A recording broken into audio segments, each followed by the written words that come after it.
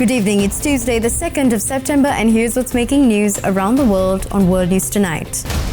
Trade alert. Trump claims India agrees to slash tariffs on US goods, signaling potential breakthrough. Flight disruption. EU Commission President Ursula von der Leyen's plane experiences suspected GPS jamming.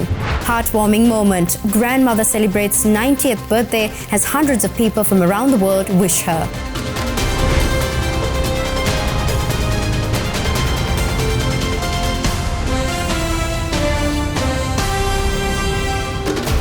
From Colombo, this is World News Tonight with Selena Jayathilaka. Good evening once again. US President Donald Trump announced that India has offered to eliminate tariffs on American goods, calling the current trade imbalance a totally one-sided disaster. This development coincides with heightened tensions over India's continued purchase of Russian oil, which has led to US tariffs as high as 50%. US President Donald Trump revealed that India has proposed reducing tariffs on US goods to zero.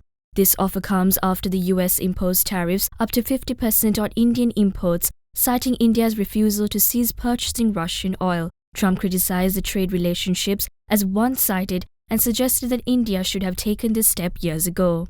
India has not publicly responded to Trump's latest comments. However, India officials have previously labeled the US tariffs as unfair, unjustified and unreasonable. Commerce Minister Piyush Goyal emphasized that India would not bow down in these economic relationships and expressed readiness for free trade agreements with any willing partners. Amid these trade tensions, Indian Prime Minister Narendra Modi attended the Shanghai Cooperation Organization Summit in Tianjin, China. There he met with Chinese President Xi Jinping and Russian President Vladimir Putin. The summit focused on promoting a new global order favoring the global south and reducing dependence on Western financial systems. At the Shanghai Cooperation Organization Summit in Tianjin, Chinese President Xi Jinping pledged 2 billion yuan in grants and 10 billion yuan in loans to member states. He emphasized opposing hegemonism and Cold War mentality while prompting multilateralism and economic cooperation among global South nations. Chinese President Xi Jinping on Monday pledged 2 billion yen, or approximately $280 million in grants to member states at the two-day Shanghai Cooperation Organization Summit in Tianjin, China. The 10-member bloc is often seen as a counterweight to the West and includes India, China, Iran, and several Central and South Asian countries. While not directly naming the U.S., Xi also pledged to fight against hegemony and Cold War mentality amid global trade tensions stemming from the U.S. We uphold fairness and justice, promote a correct understanding of World War II history, and oppose Cold War thinking, bloc confrontation, and acts of bullying. Also at the summit, Russian President Vladimir Putin addressed the ongoing war in Ukraine and expressed gratitude to Moscow's partners for their support. We value the efforts and propositions to solve the Ukrainian crisis of China, India, and other strategic partners of ours. The mutual understanding that was reached at a recent Russia-US summit in Alaska heads the same direction, I hope. On the sidelines, China's President Xi held back-to-back bilaterals, including with India's Narendra Modi and the leaders of Turkey and Vietnam, framing cooperation and mutual respect as the way forward. Among them, the Xi-Modi summit garnered a lot of attention. After years of frosty ties, the two leaders agreed the world's two biggest Asian economies should be partners, not rivals, a carefully worded signal that both sides want to study their ties. Particularly as India has been hit with a 50% tariff by the U.S. and China is still working with the U.S. on its tariff rate. Our cooperation is closely linked to the interests of our 2.8 billion people and also the global development. We are committed to advancing our bilateral relations based on mutual trust, respect, and consideration. Reports also indicate a Tianjin declaration will follow, addressing trade and security following tariffs imposed by the United States. A devastating 6.0 magnitude earthquake struck eastern Afghanistan yesterday, resulting in over 1,100 deaths and more than 3,250 injuries, according to the Afghan Red Crescent Society. The quake destroyed over 8,000 homes in Kunar and Nangarhar provinces, leaving many families searching for loved ones amid challenging rescue efforts. A desperate search through rubble. Villagers used sticks, shovels and their bare hands to dig through what were their homes, hoping to see or hear signs of life. I lost 7 children in my family and 3 cousins, this man says. Much of this area in Afghanistan's northeast province of Kunar is still unreachable. Some of those rescued able to walk, others are carried out on makeshift stretchers. It can be a slow and dangerous process. As the hours pass, the scale of this disaster is sinking in. The death toll rising rapidly, so too the number of the injured. We were under the soil, my wife, son, nephew and grandchildren, this man says. Amazingly, they were saved. Military helicopters are being used to transport some of the wounded, landing at an army base where locals transfer patients into ambulances. China, one country to respond to calls for international help from the Taliban government, which has been in control since 2021. The death and injury tolls climbing, and the full extent may not be known for days. North Korean leader Kim Jong-un crossed into China earlier today aboard his armored train en route to Beijing for a military parade commemorating Japan's 80th anniversary of World War II's end. Accompanied by officials including the foreign minister, he's set to join Presidents Xi Jinping and Vladimir Putin at the event. North Korean leader Kim Jong-un's armored train, which left for Beijing, crossed into China early Tuesday morning, according to North Korean state-run newspaper the Nodongshinmun. Earlier on Tuesday, the North Korean Central News Agency confirmed that Kim left for China on Monday to attend a military parade to mark China's 80th anniversary of Victory Day on Wednesday, though it did not provide the exact time or route. The report said Kim is being accompanied by officials, including Foreign Minister Choi Sun-hee, but did not mention whether his daughter Ju-ae or his wife Lee Seol-ju are part of the entourage. Kim last visited China in January 2019. There is a focus on preparing for multilateral diplomacy, also by showing strengthening ties between Pyongyang, Beijing, and Moscow. Kim is trying to boost his own political influence and leverage for when he negotiates with Russia. Kim's train is expected to arrive in Beijing on Tuesday. The trip to Beijing is reportedly expected to take around 20 hours to cover the 1,300-kilometer route slowed by the train's heavy armor and the poor condition of North Korea's railway. Using a train can be seen as a measure prioritizing safety over air travel. Additionally, Kim places great importance on on-site visits. Meeting other leaders while doing such on-site visits could be used in domestic politics. This is likely why he chose to travel by train. Russian President Vladimir Putin is also in Beijing, and if Kim does stand together with Putin and Chinese President Xi Jinping, it would be the first time for the 3 leaders to appear together, highlighting closer ties. South Korea's Korea International Cooperation Agency marks 30 years of collaboration with Uzbekistan, focusing on vocational training to empower youth. KOICA's 5 centers have trained over 11,000 graduates, achieving a 94% employment rate. Initiatives like IT Park in Tashkent further bolster Uzbekistan's tech ecosystem. Makhmudov Mansur was a disillusioned dental trainee turned taxi driver, earning $100 a month. In his late 20s, he enrolled in a vocational program run by South Korea's Foreign Aid Agency. For the last 8 years, Mansur's been running a publishing and IT firm, earning $800 to $1,000 a week. I came with no background in it and worked as a taxi driver. What I learned at the center enabled me to run a 40-person business.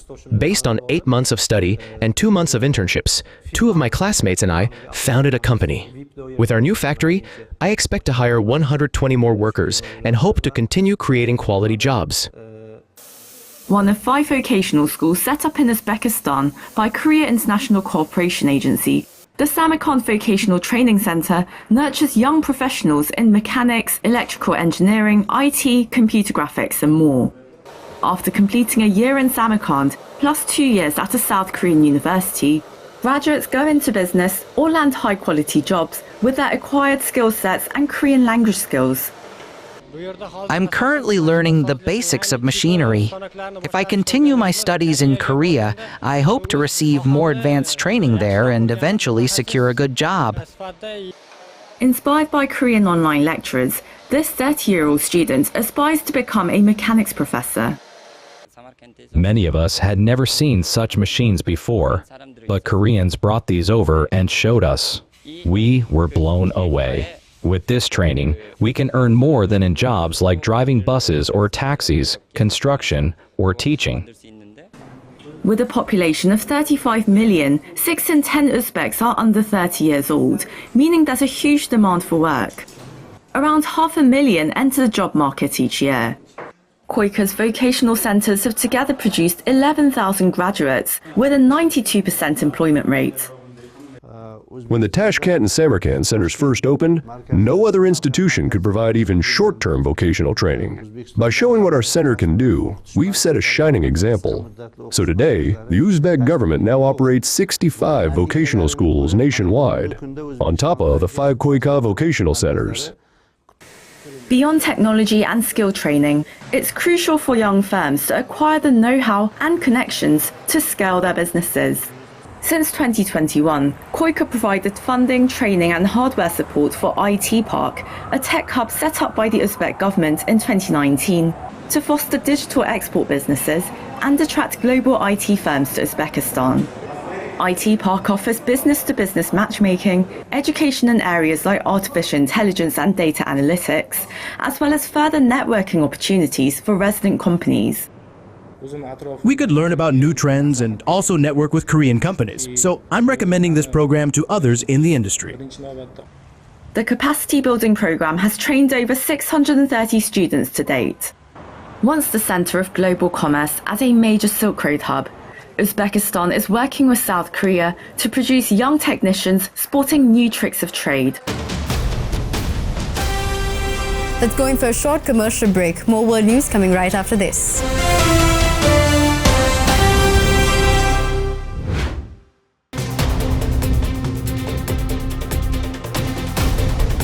Welcome back. European Commission President Ursula von der Leyen's aircraft experienced GPS jamming while approaching Bulgaria on Sunday.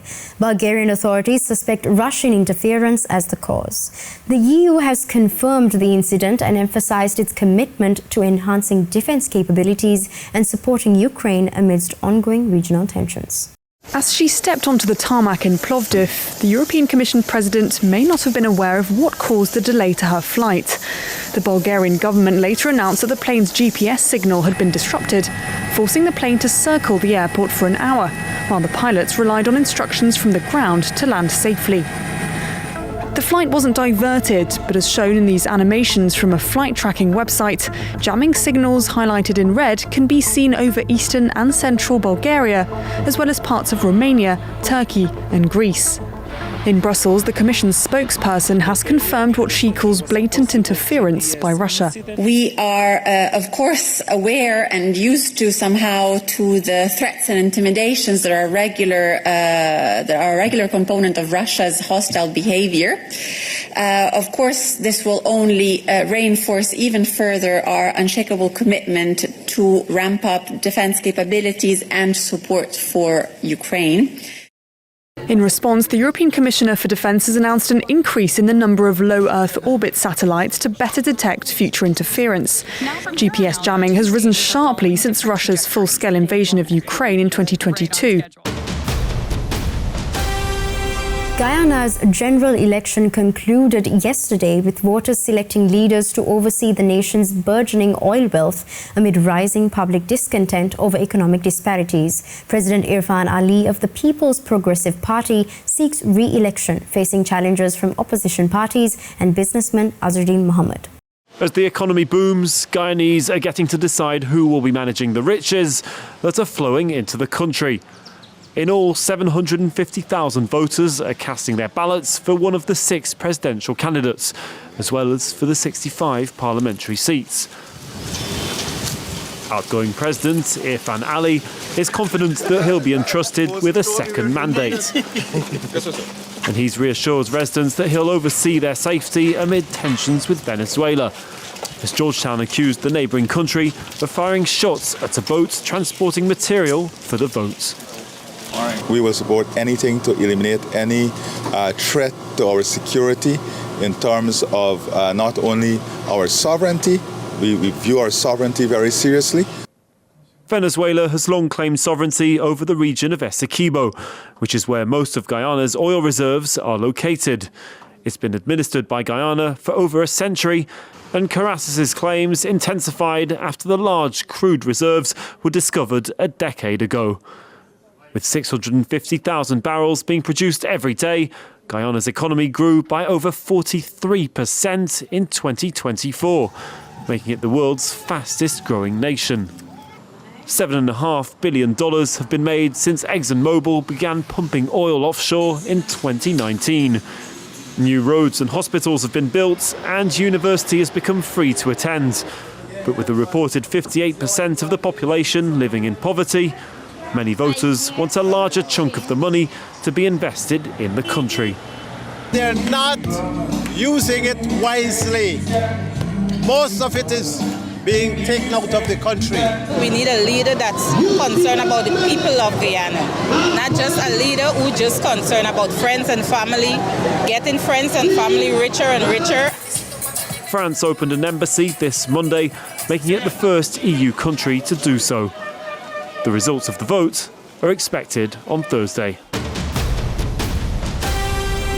Brazil's Supreme Court commenced closing arguments today in the high-profile trial of former President Jair Bolsonaro, who faces charges of plotting a coup to overturn his 2022 electoral defeat.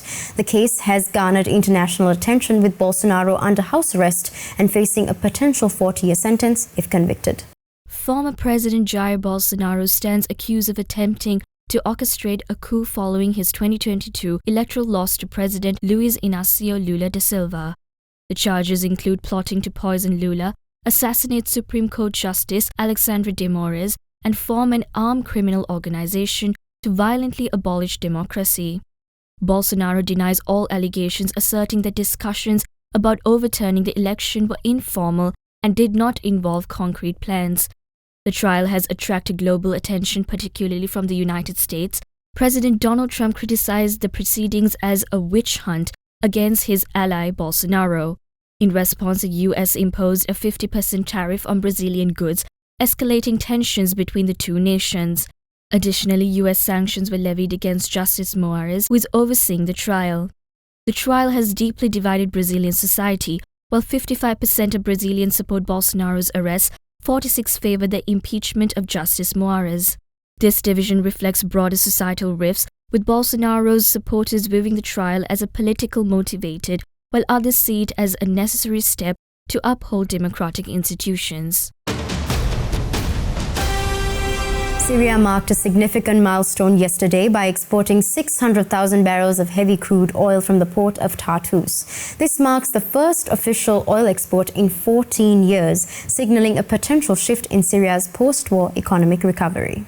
Syria is officially an oil exporter again. The country shipped 600,000 barrels of heavy crude by tanker on Monday. That marked its first official export in 14 years, though it's a far cry from years past. Back in 2010, Syria exported 380,000 barrels every day. That was before protests against Bashar al-Assad's rule spiraled into the country's long war. The conflict devastated infrastructure and saw oil fields change hands numerous times. Exports were also complicated by US and European sanctions, which stayed in place for some months after Assad was finally ousted. In June, Donald Trump issued an order lifting Washington's restrictions, clearing the way for US firms to begin work extracting Syrian oil and gas.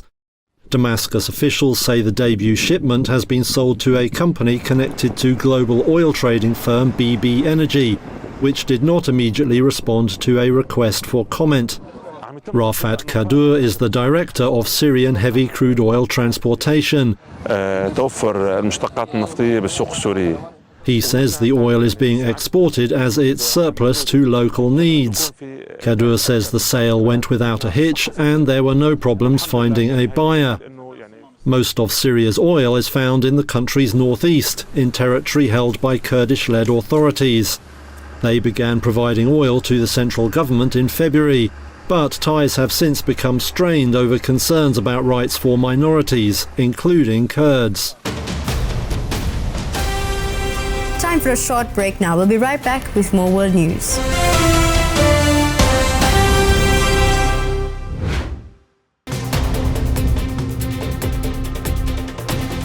Welcome back.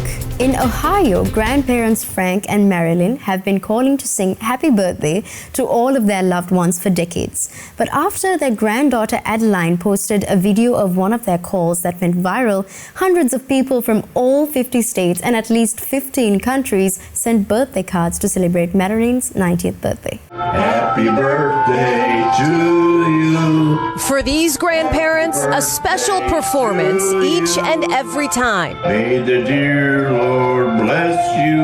Yes. And there are plenty of times. That's Frank and Marilyn Majney in Chardon, Ohio, keeping up their decades-long tradition, calling more than 100 of their loved ones every year to sing happy birthday.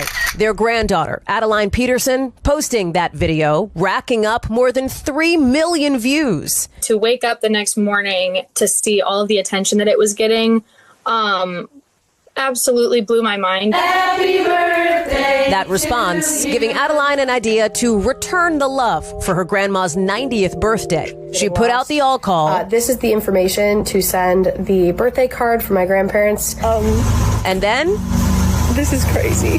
45, 46, 47. It didn't stop there. 21, 22, 23, 24. 44. And 3 packages on day 2.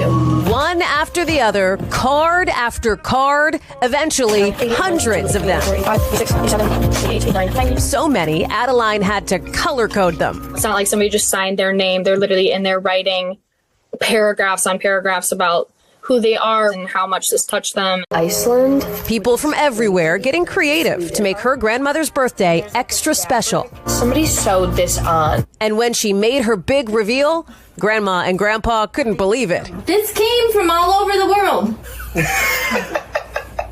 More than 500 cards from 15 countries and all 50 states. The love you share and put out into the world is so special. And now, Grandma Marilyn is keeping all of them and making a new call list for her TikTok family. It literally lit up my grandparents' face, so it was really, really cool to be able to witness them be excited about making somebody else's day. A reminder that picking up the phone can hit all the right notes. To think that none of these people know my grandparents and they wanted to bless them so much, and it absolutely was such an eye-opening thing to see the world has such good people. Happy birthday, Isabel.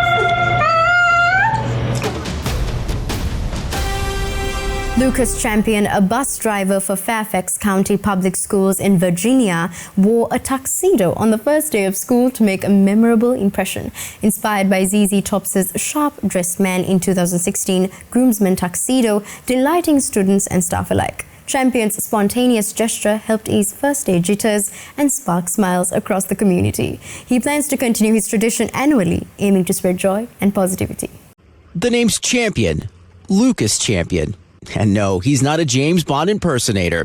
And as you'll hear, there's good reason he's dressed to the nines. This Fairfax County, Virginia public school driver decided to don his groomsman black tuxedo to welcome students on board his bus to start the new school year. The sartorial splendor spotted by his former teacher. Look, and I'm like, you gotta be kidding me. Lucas Champion. He's like, hi. And like any good educator, she wanted to make sure his first day was memorialized in a now viral photo. Champion says the tux may very well become part of a new annual tradition, bringing new meaning to dressing for the job you want. Find a way to smile, to have fun in your day, even if it's something simple. And you never know, it might make somebody else's day a little brighter. Thanks to a bus driver going that extra mile. And with that, we come to the end of today's edition of World News Tonight. With the hopes of seeing you again, I'm Selena Jaitilaka, and we leave you tonight with the visuals of an artist transforming discarded waste into recycled art. Also, don't forget to send us your feedback through email at feedback.ad24english@derana.lk or via WhatsApp at 076-805-7933. Jenna Newman will be joining you next with the Nightly Business Report. Thank you for watching and have a great night.